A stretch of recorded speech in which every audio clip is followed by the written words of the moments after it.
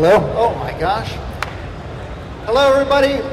Good afternoon and thank you all for attending the first BetaCon. I want to first and foremost thank everybody, including Ashton, who's got us up here, and everybody putting on the conference for bringing art and entertainment and tech out into the public and making it open for everybody. Speaking of Portland, I want to also thank Portland Mercury for their work in kind of producing this and putting this together. And then most importantly, and I don't mean it as schlock at all, like a band's like, you're our fifth member or whatever, but you are absolutely the reason like this is at all awesome. To have people that speak the same language, that are on the same page, that you can actually feel free to talk about everything from board to indie games to art to whatever, to makers or whatever you feel like. I love hanging around every one of you, and I look forward to, once this is done and my nerves go down, to speaking with you off the stage about games, about anything you want. So thank you all for showing up for the first annual BetaCon. Give yourself a round of applause.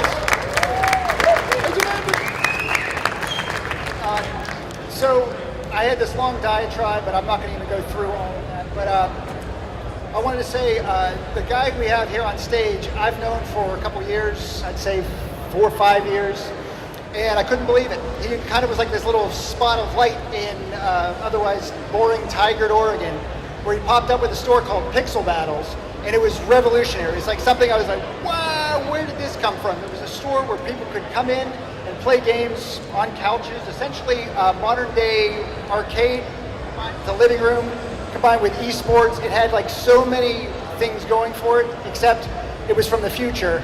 And so, and it was ahead of its time. So, ladies and gentlemen, we've got Justin Field. Thank you. Happy to be here. So Justin has been working in the games. I found out it wasn't just Pixel Battles. He has been working in games since I don't want to date you, for about 20 years. Yeah, 1992. My intro into the industry. A little bit more than industry. 20 years. I was trying to make it 25 years. It's a badge of honor at this point. So can you give me a little bit of we're going to talk about an arc of history here. Can you tell me how you got started 25 years ago? I was a 16-year-old kid working at Toys R Us, and I was blessed with the opportunity to run the Nintendo aisle. So I had a Nintendo vest and a Game Boy in my pocket, and that was before the R Zone and all of that stuff. So I was in charge of the Nintendo aisle at 16 years old in 1992. And it was a seasonal thing, but it was something I could never get out of my system. So I've been doing it ever since. So I look at the spectrum of age here, and when you say Nintendo aisle, like every parent forever called like, hey, it's an Atari, or it's a Nintendo, or it's like PlayStation, like every game. So was it more than just Nintendo? Actual Nintendo aisle. No, it was the Nintendo. My best friend was a Sega guy. Gotcha. So he had the Game Gear and the Sega vest. So Nintendo aisle was Nintendo NES and then Super Nintendo at that time too. So like Mario Paint was the game that was like the game that year. Nice. Yeah. And so before Toys R Us, did you actually play games beforehand, or was this like I just got thrown into? No, I mean I grew up in the arcades actually, like even before that. The arcades, I obviously had a Nintendo. I was a kid, so we all played games. I mean, we still do. We're still big kids. But I played games. I loved Super Mario Brothers, Zelda, all the old classic Nintendo stuff. That's my roots. That's where you came from. That's where you were. Roots. Your melting pot. So you worked at Toys R Us. Did you launch any consoles while you were there, or was that a big deal back in the 90s as well? No, the Super Nintendo was already out, so Okay. there was no console launch that year. But since then, it's changed a lot. Now we all camp out where we used to camp out. Now there's pre-orders and stuff. But it's grown up a lot in the last 25 years. So I think the big one after that would have been you have Nintendo 64, PlayStation. But where were you like around, let's say, Dreamcast? You would go from Toys R Us to where? Dreamcast was a big day for me. The first day I went from 1999, 9999 was the day the Dreamcast launched, and that was my first day at a store called Video Games Plus in Eugene, which is where I'm from. I grew up in Eugene, and that was really where it all took off, because the first day on the job, the owner came in with a brand new Dreamcast and a copy of every game that had just come out, and just told me to spend the next 4 hours playing all of them and telling him which ones are good and bad. So I went home to my roommates and was like, I think I found my job. So that was really where it set off. But it was 1999, so I don't know how old I was, but it was We don't even Much make younger. shit. So how many of you guys were involved with the Dreamcast launch? How many of you were around? How many of you picked up a Dreamcast? Yes, yes, yes, my people. That machine was incredible. It was way incredible. before its It was time. way ahead of its time. The PS2 was coming out the year later, though, so it really hurt them. It got buried in time. It did. Everybody was waiting for that PlayStation 2, and so nobody really bought the Dreamcast, even though there were games, Soul Calibur, Crazy Taxi, some of these games that were really cool back then. And it was online. At one point, it wasn't that great of an experience, but they tried. Well, Soul Calibur was the one, if anybody Soul had a Calibur was Dreamcast, incredible. generally had NFL 2K or Soul Calibur, just Crazy Taxi, phenomenal Exactly. 2002 game.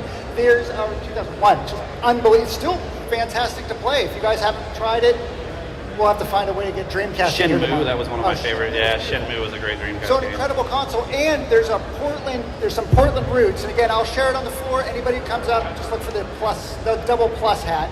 But I will tell you how a local company may have put a hole in the Sega Dreamcast boat before it even left the harbor. It's a good one.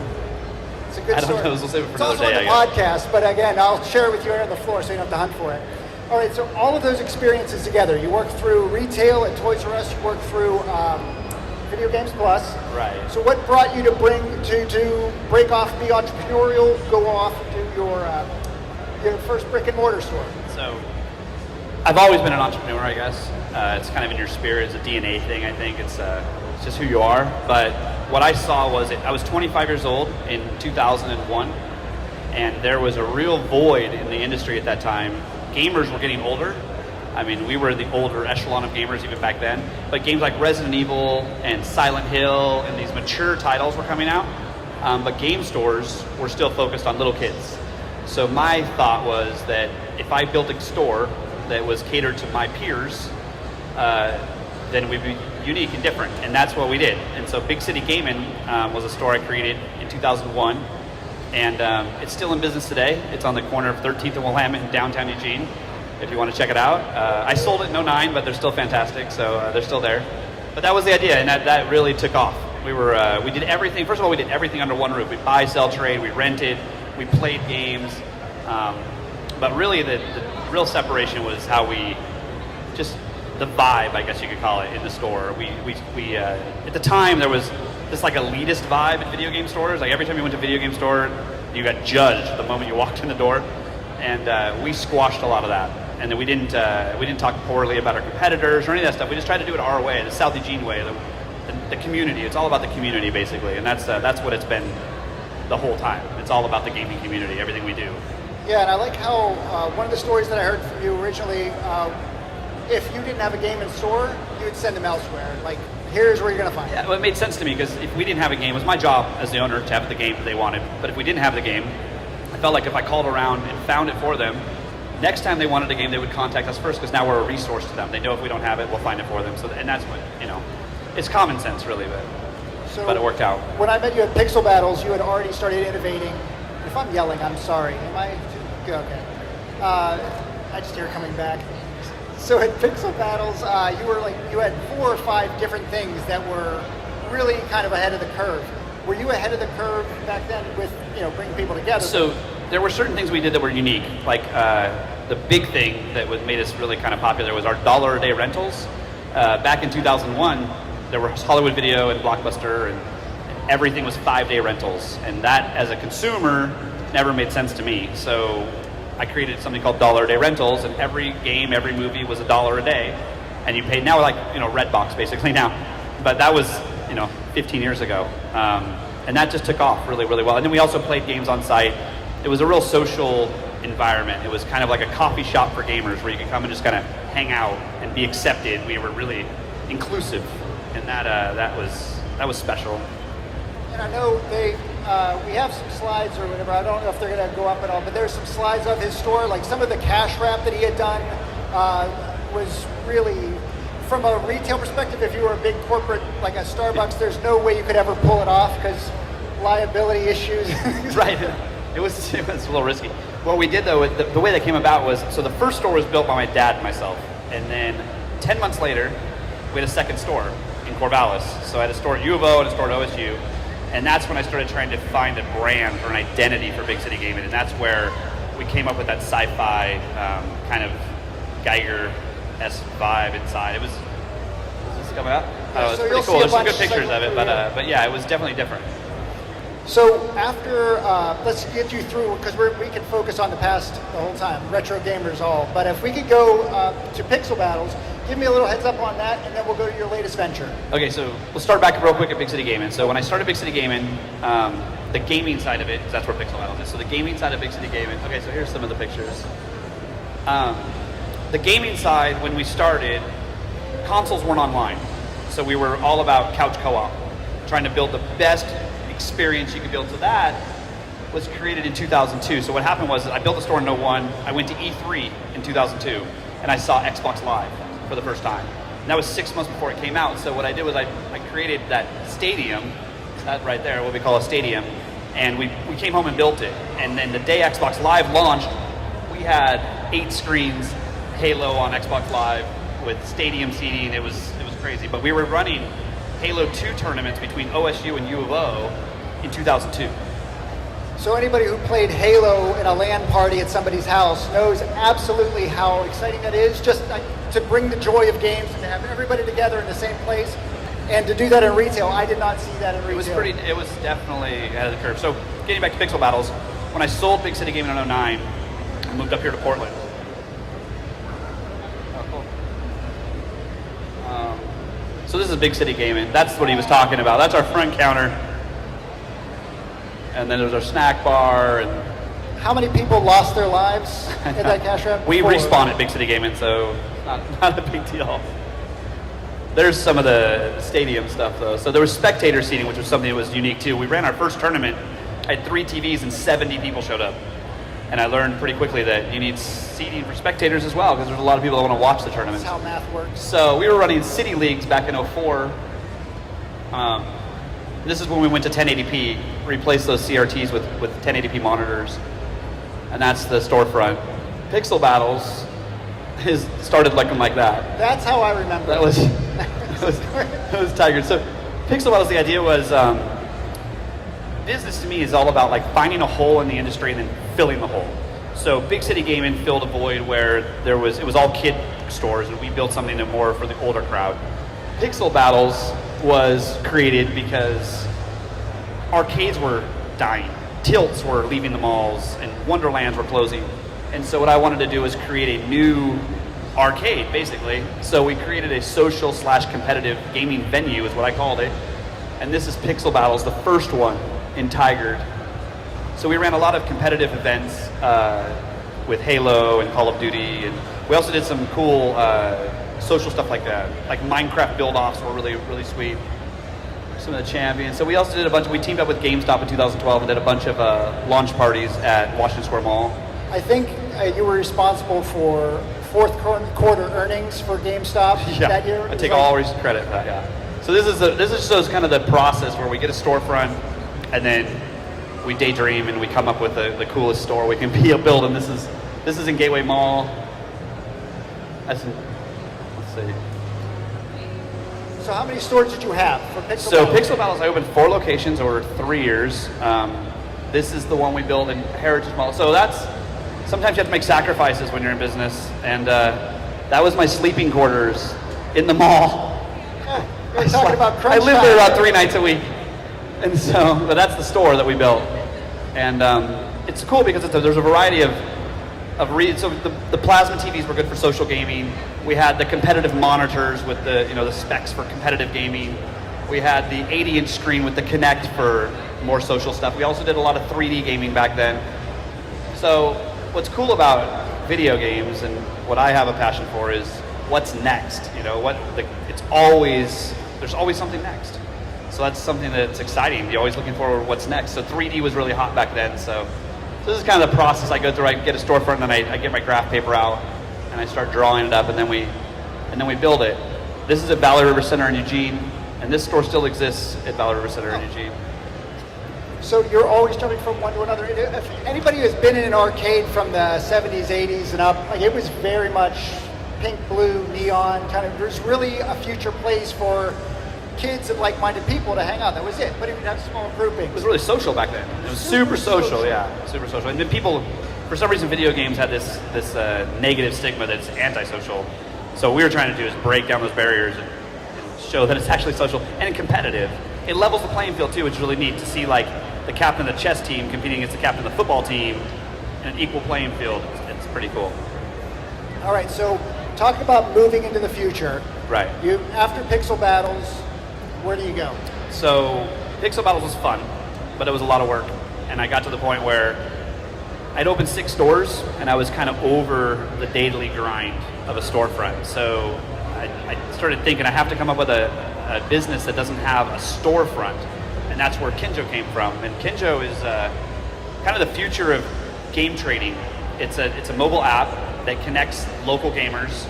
So instead of going to video game stores and giving a game for $5 or whatever, and then having them sell it to your neighbor for $40, you can sell it directly to your neighbor now. So we're removing the need for the middleman by using technology and connecting everybody. So the idea is to create a game store in your pocket that's national or even international, global. We want everybody just to post their games, and then you can kind of have access to your neighbor's games. I don't think people really realize how saturated their neighborhood is with video games. So this is a way to have access to your neighbor's game library. And so we've got a commercial that's going to be showing here, not we, you, just about it's a commercial that shows kind of the problem that exists in the space. And I'm sure 90% of you have traded in a game at GameStop or a Game Crazy at some point in your lives and said, I just bought this for $30 and now it's worth $2.50. And so there's no equity in your games. And so one of the things from a retail perspective is why wouldn't people go to digital? Because they buy it and then they have it everywhere. Currently there's no way to get rid of it, so you don't really have an asset currently. Like if you buy a physical copy, you can at least resell it. The thing is that the game stores, Big City Gaming, GameStop, Game Crazy, whatever it may be, it's really not their fault. It's the way that the process is set up. They're not the end user, so they're buying a game and then holding it until somebody buys it from them. And video games, we all know, depreciate dramatically, so they buy a game for $5, they might be selling it today for $30, but if it doesn't sell for 90 days, then it could be $15. They have overhead, they have all these other things, so their hands are kind of tied. But Kinjo, technology allows us to, create Uber and all these other things, so that's kind of the concept, is to remove the need for stores and just keep it in the community, connect everybody right on your phone, and it seems like a no-brainer, really. Yeah, there's a couple guys walking around. The beta is open for the weekend. We launched the public beta for Oregon today, actually, so it's downloadable today in the App Store and on Google Play. It is beta, so there are a few kinks and bugs, but we're working it out, and in the next 30 to 60 days, we're going to roll it out nationally. So if you guys are anything like us, I've got games from 360, like games from PS3 that I just said, Little Big Planet. They're fantastic games, but I own like 2 or 3 versions of them through digital or whatever. So if you put it up there, if someone tags you and says, I want to buy it for $5, hey, it's $5. It's fine. Yeah. Start moving inventory. Currently we carry, or we support 10 consoles, so it's from the Switch back to the PS2, GameCube, and Xbox. But we are adding a whole list of retro consoles in the very near future. So probably be up to about 25 consoles supported by June, probably, something like that. So I'm not exactly sure what we're looking like on time, but we got 5 minutes. So 2 things. First thing, what lessons have you learned as you're building these things out? Like you are at the curve. Are there anything that you've learned that you say, like if I was talking to fellow entrepreneurs or somebody who's looking to go into new ventures, some lesson they learned from? You can just talk about a screw up. My whole thing is just about what's... You can talk about a screw up that happened. I've had a few. Really, it comes down to looking at solving problems through business, looking at it from the consumer's perspective, keeping greed out of the equation, focus on the community, the people. I try to look long term. I feel like greed is really short-sighted, so if you can pinch a penny here and make $1 there, that might work in the short term. But what we're trying to do, what we've always tried to do, is build long-term relationships with our consumers. And I think that's why companies like Big City Gaming are still around. I mean, it's been there 15 years, and Hollywood Video's fallen off, Blockbuster's fallen off. Big City Gaming's still there on the corner of 13th and Willamette. So I think that's part of it. Just stay true to yourself, be honest. There's simple stuff. I mean, Seems simple. What I really like is one of the guys here I just got introduced to from Kinjo is like one of the guys who used to shop at your store. Is that correct? Or Video Games Plus, and then he used to be. Yeah. That's another thing. I try to keep people around us that understand the culture, what we're trying to do. Alex is roaming around, and he's started as a customer. I gave him his first job when he was 16 at Big City Game, and he also worked at Pixel Battles, and now he's with me working at Kinjo. So yeah, we're a close-knit family. So super softball question, and it's like for me, it's easy to answer this question because I can talk about it for 4 days. But what keeps you? You've been in video games for now, let's say over 20 years. Like, what keeps you what keeps you going? What keeps you excited? Like, what makes you so engaged with this pastime? It's just there's always something new. Like I said earlier, it's always something new. I mean, if it was from big giant TVs that looked like pianos back when I first started to multiplayer venues to seeing kids, have birthday parties, how I met Neil, and just that's it. And VR now, VR and AR and all this stuff is there's always something new. It's literally, it feels like Christmas, like a couple times a month. That's hard to get rid of. That's a pretty good thing. No, and I love it because I get to go. I've been to PAX and South by Southwest and E3, and those shows are enormous. But it's like when you get people locally, like at the Portland Retro Gaming Expo or at the PGCA events or like local Art Institute events, that's where you start to meet, like where the rubber hits the road, where you meet people who are super passionate, who are willing to talk and get engaged, and to go up and have normal conversations. And so I'll be here through the rest of the day. If you want to hear that Dreamcast story, come up and ask. But I'll also be running a talk at 5:45 about how to get into the games industry. And Justin, would you be open to have people come up and ask you questions? Yeah, of course, I'm going to be here both days, so I'll be here all day tonight and all day tomorrow, pushing Kinjo, just trying to spread the word, get users signed up, and if everybody buys in and we can do this together, there's a lot of potential. It could be pretty cool. All right, thank you, Justin, and thank you everybody here and the people who put on the event. Really appreciate your time, and have a great rest of your show. Thank you very much.